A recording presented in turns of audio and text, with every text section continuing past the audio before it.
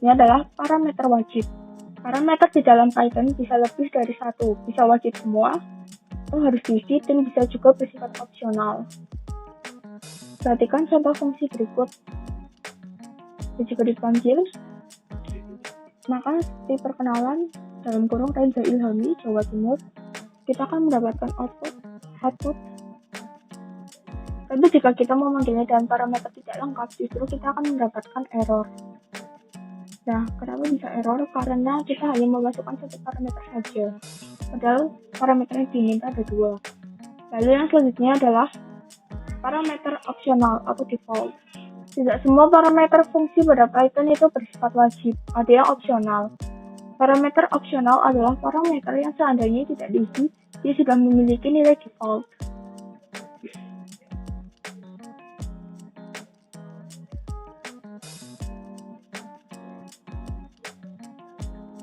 Fungsi yang mengembalikan nilai.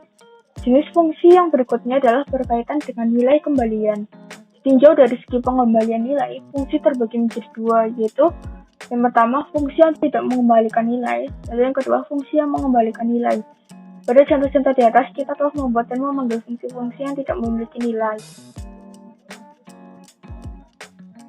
Lalu yang selanjutnya, lebih dari satu return.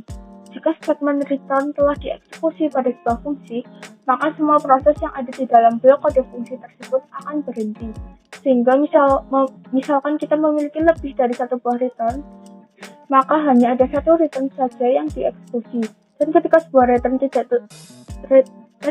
sebuah return telah dieksekusi, semua perintah yang ada di bawahnya akan di-skip.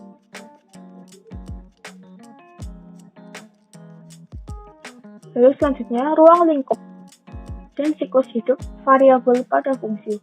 Variabel memiliki ruang lingkup dan siklus hidup. Secara umum terdapat dua ruang lingkup variabel pada Python. Yang pertama variabel global, yang kedua variabel lokal. Yang terakhir kita memberikan sebuah deskripsi terhadap fungsi yang kita buat.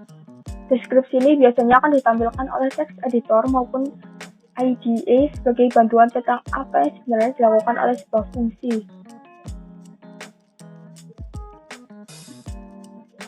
Lalu fungsi yang memanggil dirinya sendiri. Dari segi tempat pemanggilan, fungsi pada Python bisa dipanggil dari berbagai tempat. Bisa dari konsol, bisa dari fungsi yang lainnya, bisa juga dari dirinya. Fungsi yang memanggil dirinya sendiri akan menciptakan sebuah perulangan, dan perulangan ini biasa disebut sebagai perulangan rekursif. Membuat fungsi.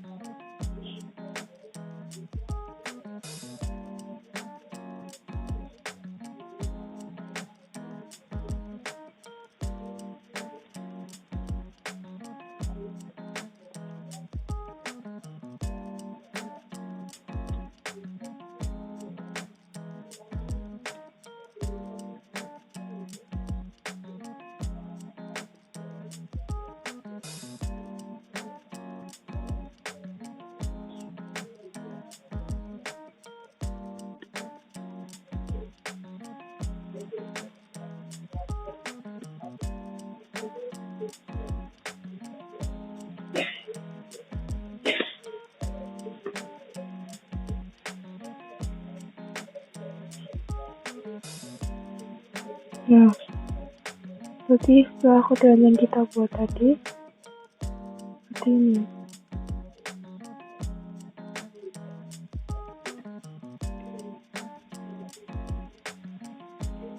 Maka akan menghasilkan output seperti ini. Nah, penjelasannya adalah hitung luas segitiga adalah nama fungsi yang didefinisikan di baris pertama. Fungsi ini menerima dua parameter, yaitu luas dan tinggi. Dalam fungsi luas segitiga dihitung dengan rumus dasar luas segitiga.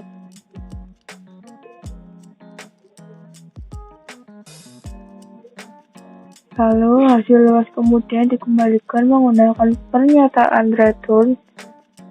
Di luar fungsi, contoh penggunaan fungsi ini diberikan dengan memberikan nilai alas dan tinggi segitiga, lalu memanggil fungsi hitung luas segitiga dengan nilai-nilai tersebut. Hasil luas yang dikembalikan oleh fungsi kemudian dicetak menggunakan print. Dengan ini dapat dengan mudah menghitung luas segitiga dengan memanggil fungsi hitung luas segitiga dengan panjang alas dan tinggi segitiga yang diberikan. Nah, lalu materi selanjutnya adalah perulangan. Definisi.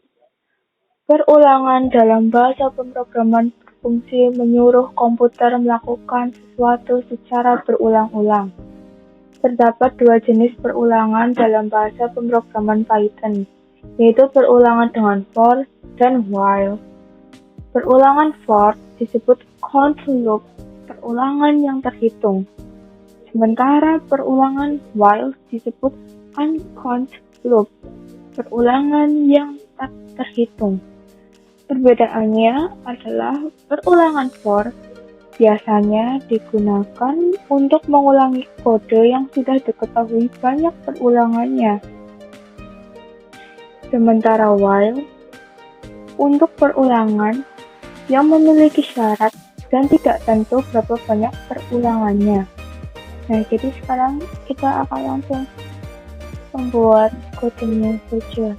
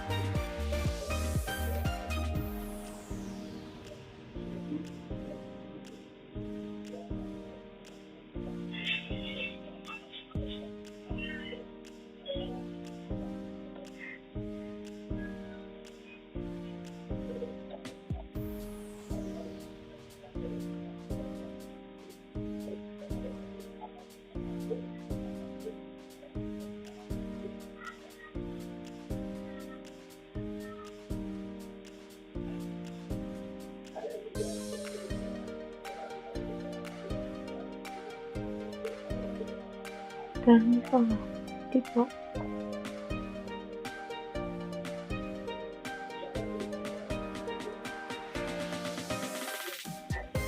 Nah, maka hasilnya seperti ini.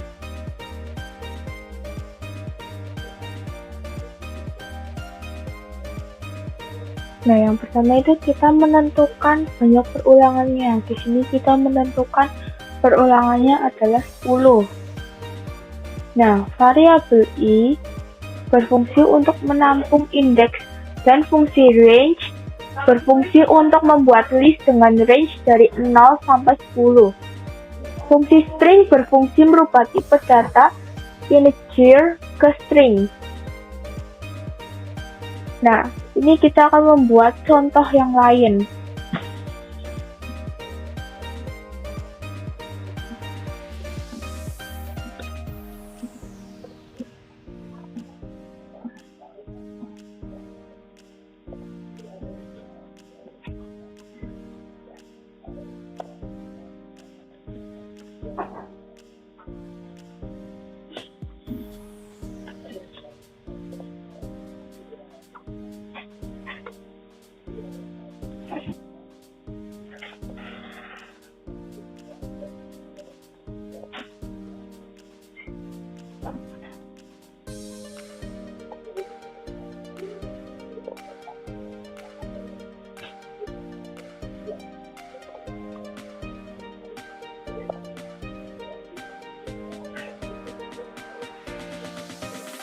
Nah, maka sebenarnya seperti ini. Maaf, tipe di jeruk.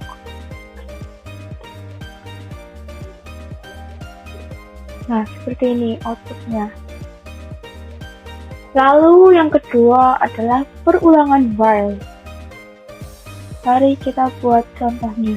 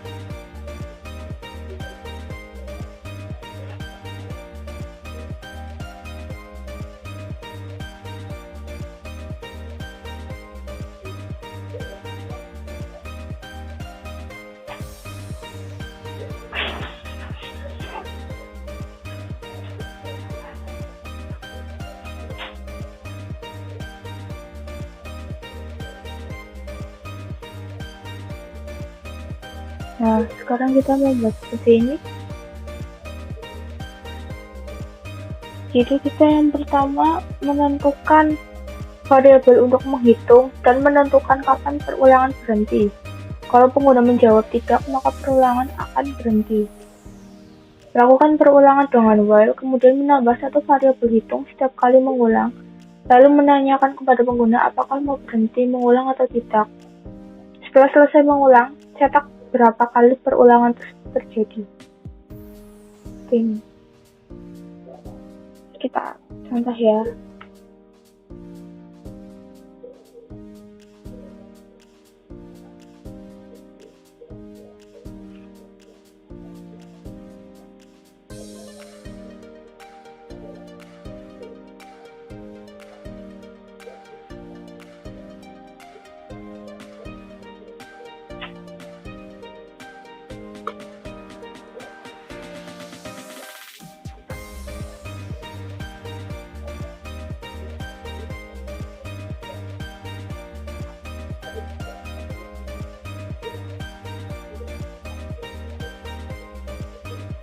Bentar, ini sedikit salah. Ulang. Nah, seperti ini harusnya. Jadi indeksnya tidak sama. Seperti ini. Kita sudah memasukkan nilai ya selama beberapa kali. Jika ingin berhenti, kita menulis tidak. Nah, maka akan dihitung total perulangan adalah 6. Akan membuat while loop untuk melakukan filtering data.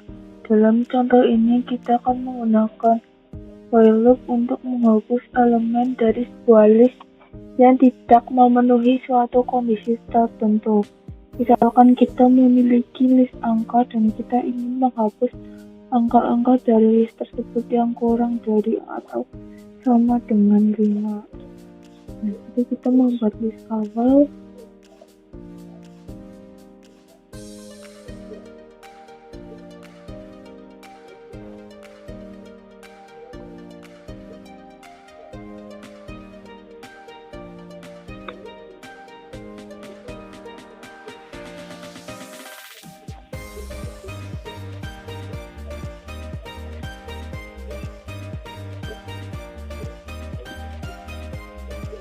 Ini kita inisialisasi indeks.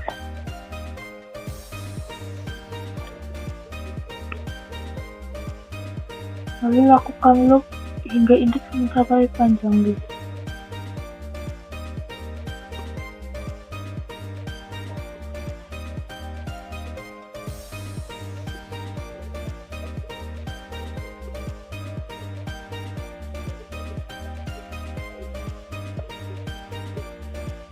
Periksa apakah elemen saat ini kurang dari atau sama dengan 5.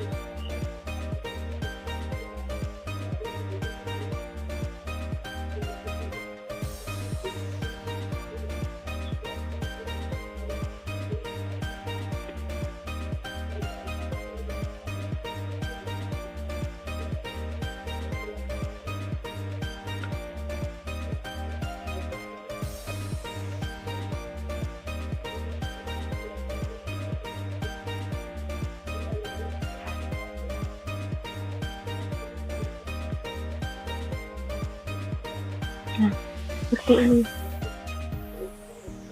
Sekarang kita run.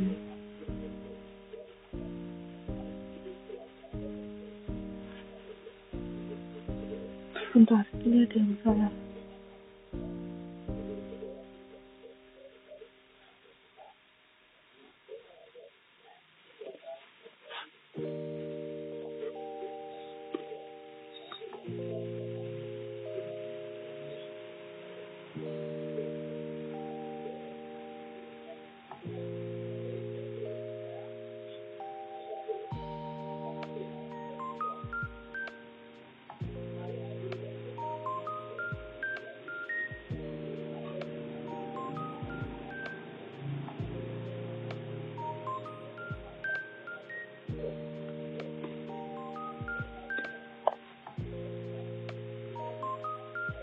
Nah, itu yang benar seperti ini ya.